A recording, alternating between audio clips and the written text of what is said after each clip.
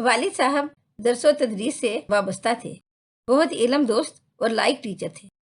بہت سے نادار طالب علموں کی فیسیں اپنی جیب سے ادا کر دیتے تھے اور ان کو مفت ٹیوشن پڑھاتے، حالانکہ ان کی تنخواہ معمولی تھی۔ ہمارے گھر میں روکھی سوکھی پر گزر بسر ہوتی تھی، تاہم نیت اچھی ہو تو اللہ تعالیٰ تھوڑے رزق میں بھی برکت ڈال دیتا ہے۔ پاس ہم غربت میں بھی پرسکون اور خوشحال تھے۔ میں ان کی پہلوٹی کی بیٹی تھی۔ والدین مجھ سے محبت کرتے تھے اور اکثر امی سے کہتے تھے بیٹیوں کو پڑھانا بیٹوں کو تعلیم دلوانے سے زیادہ افضل ہے۔ لڑکیاں دوسروں کے رحم و کرم پر زندگی گزارتی ہیں تو لوگ ان کے حقوق سلب کر لیتے ہیں۔ اس معاشرے میں عورت زیادہ مجبور ہے۔ میں شائستہ جبین کو اتنا ضرور پڑھاؤں گا کہ وہ اپنے پاؤں پر کھڑی ہو سکے اور خود مختار زندگی بسر کر سکے۔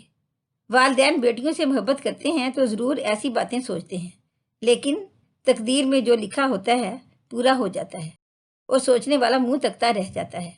ان دنوں والد صاحب ایک ذمہ دار کے بیٹے کو پڑھانے جاتے تھے۔ ان کی رہائش گاہ شہر سے باہر کھیتوں کی طرف تھی۔ کچھ راستہ لازمی پیدل چلنا پڑتا تھا۔ وہاں درختوں کے جھنڈ بھی تھے۔ ایک روز جب وہ ادھر جا رہے تھے، بارش ہو گئی اور ابو کو ایک درخت کے نیچے بارش سے بچنے کی خاطر پناہ لینی پڑی۔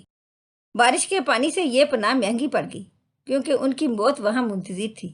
درخت کی ٹہنی میں سے ایک سانپ لٹک رہا تھا جو ان پر گر گیا اور ان کو کاٹ لیا۔ یہ سانپ اتنا زہریلا تھا کہ آنن فانن ابو بے ہوش ہو کر گر گئے۔ تبھی موسلادھار بارش ہونے لگی۔ کسی کو خبر نہ ہوئی کہ ایک لائق اور دیانتدار استاد موت کے پنجوں میں درخت تلے نیم جان پڑا ہے۔ جب تک گمشدگی کا پتہ چلا اور ذمہ دار کے ملازم ان کو ڈھونڈنے نکلے، وہاں ان کی موت واقع ہو گئی۔ یہ حادثہ ہمارے لیے جان کا تھا۔ میں ان دنوں میٹرک کی طالبہ تھی، چھوٹی بہن چھٹی میں اور بھائی چوتھی کلاس کا طالب علم تھا۔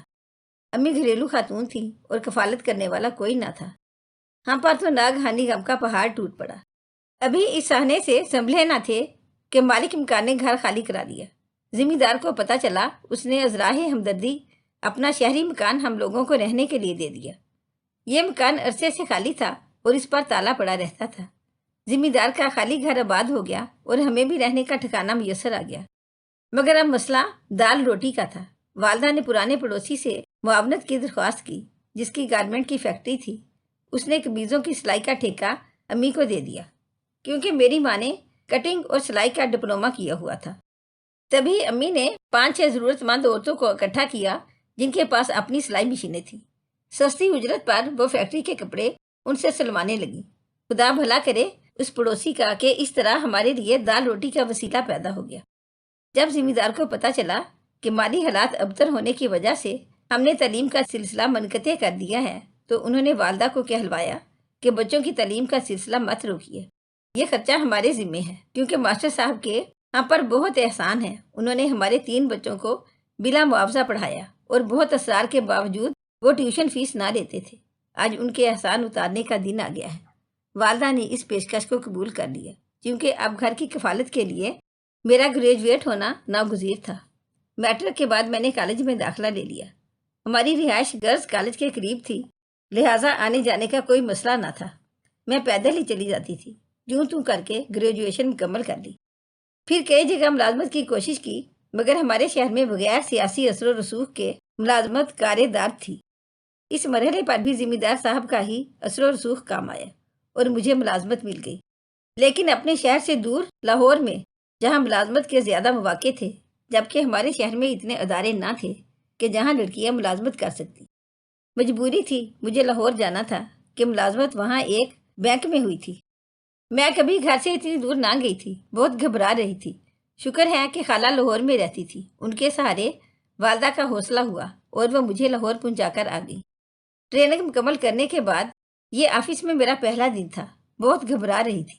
تبھی ایک بینک افیسر پریشانی کو بھانپ کر میرے پاس آیا اور بولا، آپ نئی آئی ہیں، اگر کام میں کچھ مسئلہ ہو تو مجھے بتانا، مدد کر دوں گا۔ اب کبھی کام میں کچھ مشکل ہوتی میں اسی نوجوان سے پوچھ لیتی جس کا نام سردار خان تھا۔ وہ بہت اچھے طریقے سے ہر بات سمجھا دیتا تھا اور کبھی تو میرا کام خود کر دیتا۔ اس وجہ سے سردار سے کافی مانوس ہو گئی۔ سردار کے بارے میں سوا اس کے کچھ نہ جانتی تھی کہ لاہور میں رہتا ہے اور ذمہ دار گھرانے سے تعلق رکھتا ہے۔ اس کا رویہ اتنا اچھا اور مثبت تھا کہ آفس کے سارے لوگ عزت کرتے تھے۔ ان ساری خوبیوں کے باوجود اس میں ایک خامی تھی کہ وہ آفس کی سبھی لڑکیوں میں دلچسپی لیتا تھا، ان کی مدد میں خوشی محسوس کرتا تھا۔ بینک کی اس برانچ میں جتنی بھی لڑکیاں تھیں وہ ان کے نام جانتا تھا، فردن فردن ہر ایک سے بات کرتا، ان کے مسائل میں گہری دلچسپی لیتا تھا۔ یہ سب لڑکیاں خوشحال گھرانے سے اور بااعتماد تھیں، لاہور شہر کی رہنے والی تھیں، عمدہ لباس زیب تن کرتی اور فرفر انگلش بولتی تھیں۔ لیکن میں تو گاؤں کی پروردہ تھی، انگریزی بھی روانی سے نہیں بول سکتی تھی، لباس معمولی زیب تن کرتی۔ پھر بھی میں نے یہ محسوس کر لیا کہ سردار ان سب لڑکیوں سے زیادہ میرا خیال کرتا ہے۔ ایک بار سردار نے خواہش ظاہر کی کہ وہ میرا گھر دیکھنا چاہتا ہے۔ میں نے اسے ٹال دیا کہ میرا گھر دوسرے شہر میں ہے اور یہاں خالہ کے پاس قیام پذیر ہوں، آپ کو نہیں لے جا سکتی۔ اسے کیسے بتاتی کہ ہمارا کوئی گھر نہیں ہے، ہم تو اپنے علاقے کے ذمہ دار کی عنایت سے اس کے مکان میں پناہ لیے ہیں۔ گھر کی خواہش کس کو نہیں ہوتی؟ پھر میں تو ایک جوان سال لڑکی تھی، فطرت کے عین مطابق گھر بسانا چاہتی تھی، جبکہ بیوہ ماں کے علاوہ مجھ پر ایک چھوٹی بہن اور چھوٹے بھائی کی بھی ذمہ داریاں تھیں۔ یوں شادی کے لیے میں ان بندھنوں سے کبھی آزاد نہیں ہو سکتی تھی۔ سردار کی دلچسپی مجھ میں بڑھتی گئی اور میری الجھنوں میں اضافہ ہوتا گیا۔ بے شک اس میں کوئی کمی نہ تھی، وہ خوبصورت، تعلیم یافتہ اور اچھے خاندان سے تھا۔ ایسے شخص کو جیون ساتھی دیکھنے کی ہر لڑکی خواہش کرتی ہے، مگر میں اسے کیسے بتاتی کہ میرے بغیر والدہ اور بہن بھائی کا کوئی وسیلہ نہیں۔ کہتے ہیں لگن سچی ہو تو منزل بھی مل ہی جاتی ہے۔ سردار کی بھی لگن سچی تھی، اس نے میرے خاندان کی کفالت کا وعدہ کر کے بالآخر مجھے شادی پر آمادہ کر لیا۔ لیکن اس کی بھی ایک مجبوری تھی، والدین سے چھپ کر شادی کرنا، کیونکہ وہ کبھی اسے مجھ سے شادی کرنے کی اجازت نہیں دیتے۔ ان کو تو اپنے خاندان کی لڑکی کو بہو بنانا تھا، اور یہ لڑکی سائمہ تھی جو سردار کی چچا زاد تھی۔ ان کی بچپن میں منگنی کر دی گئی تھی۔ شادی سے قبل سردار نے مجھے ان باتوں سے آگاہ کر دیا تھا، لیکن حالات سے آگہی کے بغیر بھلا کب میں اس طرح شادی پر راضی ہو سکتی تھی؟ میں نے سوچنے کے لیے وقت مانگا اور تمام حالات سے اپنی خالہ کو آگاہ کیا۔ انہوں نے کہا کہ ایسا رشتہ تمہیں پھر کبھی نہیں مل سکتا۔ تم کب تک بغیر شادی اپنے کنبے کی کفالت کرتی رہو گی؟ کیا عمر بھر؟ کیونکہ تمہارے بہن بھائی ابھی اتنے چھوٹے ہیں کہ تعلیم دلوانے اور پھر ان کی شادیاں کرنے تک تمہاری اپنی شادی کی عمر نکل جائے گی۔ پھر خالہ نے تجویز کیا کہ کورٹ میرج کی بجائے مجھے خالہ اور خالو کی سرپرستی میں ان کے گھر پر سردار کے ساتھ نکاح کر لینا چاہیے۔ وہ بولی، میں بعد میں تمہاری ماں کو راضی کر لوں گی، لیکن اس رشتے کو گنوانا غلطی ہوگی۔ بس خالو سردار سے ملے اور مطمئن ہونے کے بعد مجھے اپنے گھر اس کے ساتھ شادی کی اجازت دے دی۔ رسم نکاح سادگی سے ہوئی، جس میں خالو کے محلے کے چند لوگ شریک ہوئے اور میں سردار کی شریک حیات بن کر اس کے گھر آ گئی۔ یہ گھر ان کے والد کا خریدا ہوا تھا، جہاں ان کی تصویریں بھی آویزاں تھیں۔ چونکہ ہمارے گاؤں میں پردے کا رواج تھا، لہٰذا میں نے اور امی جان نے ذمہ دار صاحب کو کبھی دیکھا تھا اور نہ ہی سردار کو۔ مجھے معلوم ہی نہ تھا کہ سردار صاحب انہی ذمہ دار کے بیٹے ہیں جو کہ ہمارے محسن ہیں۔ مجھے سردار کا مضبوط سہارا مل گیا تو ملازمت چھوڑ دی۔ ان کے والد صاحب بھی مجھے یا میری والدہ کو پردے کی پابندی کے باعث کبھی نہ دیکھا تھا۔ تبھی وہ بھی نہ جانتے تھے کہ ماسٹر گل محمد کی بیٹی شائستہ بی بی اب ان کی بہو بن چکی ہے۔ ایک دن وہ لاہور آئے تو ان کی آمد سے پہلے ہی سردار نے مجھے میری خالہ کے گھر پہنچا دیا اور کہا کہ میں نے شادی کو والدین سے خفیہ رکھا ہوا ہے، لہٰذا جب تک میں نہ کہوں تم گھر نہیں آنا۔ جب سسر صاحب چلے گئے تو 4 دن بعد سردار مجھے لینے آ گئے، بولے کہ اب مجھے تمہاری رہائش کے لیے کوئی اور گھر لینا پڑے گا، کیونکہ کبھی بھی اچانک میرے گھر والے لاہور آ سکتے ہیں۔ بھانڈا پھوٹ گیا تو بہت برا ہوگا، ایسا کب تک چلے گا؟ کبھی تو انہیں خبر ہو جائے گی۔ میں نے سوال کیا تو وہ بولے جو ہوگا دیکھا جائے گا، جب تک بات راز میں ہے عافیت میں رہو، یہی بہتر ہے۔ 3 برس خوشی اور سکون سے گزر گئے۔ میں سمجھ رہی تھی کہ شادی راس آ گئی ہے، مگر یہ میری غلط فہمی تھی۔ یہ شادی مجھ کو راس نہیں آئی، کیونکہ یہ ایک مسلمہ حقیقت ہے کہ ذمہ داروں کے گھر معمولی لڑکیاں بہو بن کر نہیں جا سکتی، جب تک کہ لڑکیوں کی شادی میں ان کے بزرگوں کی مرضی شامل نہ ہو۔ یہ بھی مستند بات تھی کہ میں کوئی فلرٹ قسم کی لڑکی نہ تھی۔ سردار کے لیے میرے دل میں عزت تھی اور اس کی نیت بھی صحیح تھی۔ ان کو میں پسند آ گئی تھی اور پسند سے جیون ساتھی کا انتخاب کرنا ان کا حق تھا، لیکن میں نے زیادہ اپنے کنبے کے بارے میں سوچا تھا، کیونکہ میں مجبور تھی، ہمارا کوئی سہارا نہیں تھا۔ میری والدہ کو ایک اچھے کردار کے داماد کی سخت ضرورت تھی اور سردار ایک شریف اعلیٰ خاندانی شخص تھا۔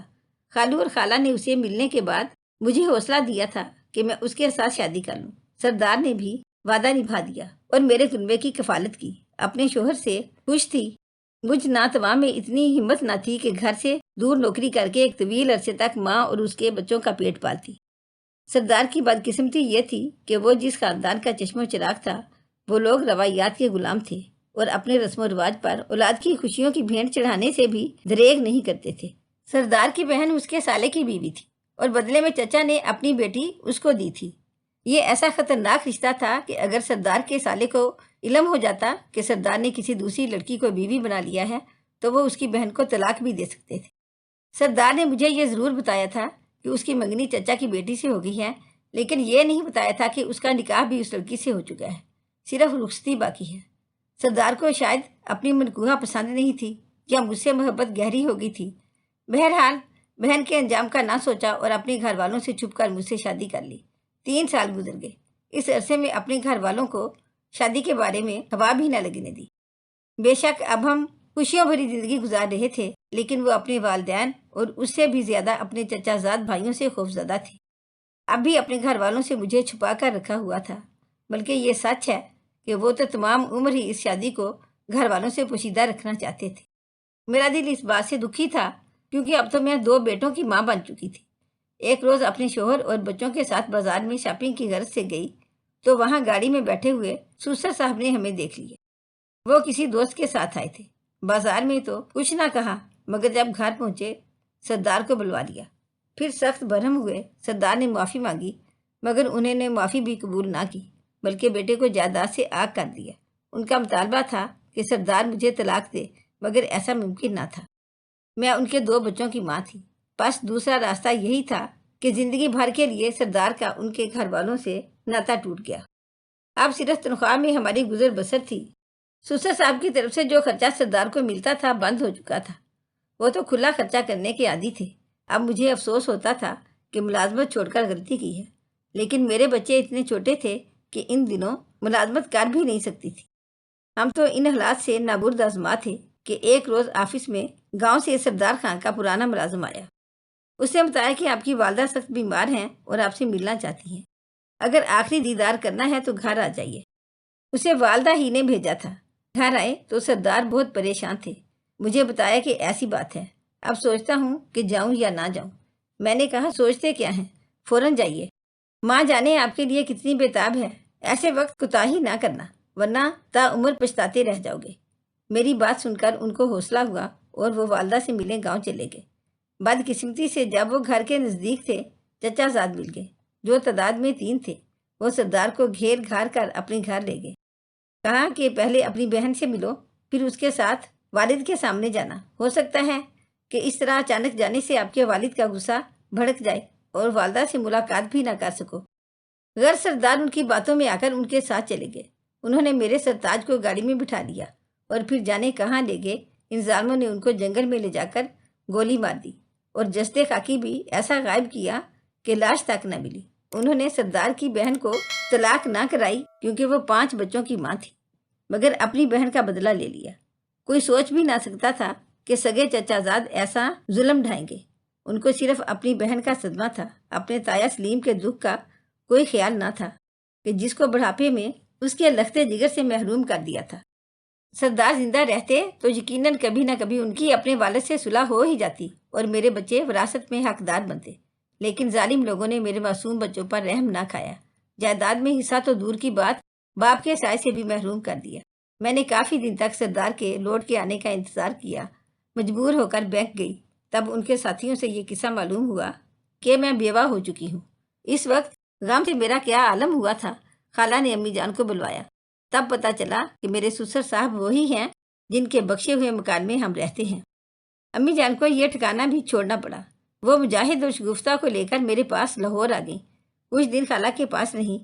اس اثناء میں کوشش کر کے میری ملازمت دوبارہ بحال ہوئی اور مجھے اپنے مرحوم شوہر کی جگہ پر لے لیا گیا۔